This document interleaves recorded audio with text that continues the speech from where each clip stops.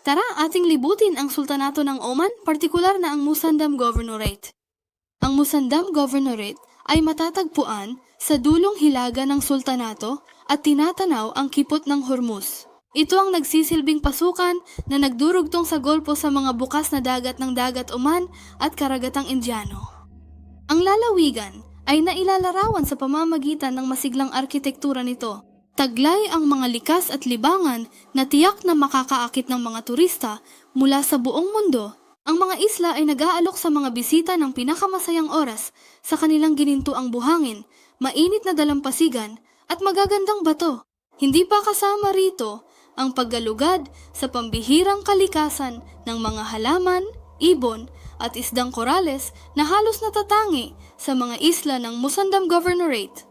Ang mga karagatan ng gobernador ay umaakit din sa mga mahilig sa deep sea diving upang tuklasin ang mga natatanging kayamanan nito.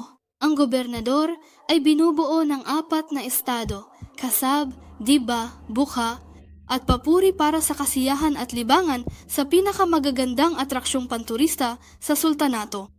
Mangyaring makipag-ugnayan sa amin at i-book ang iyong biyahe sa Kashtat Biladi app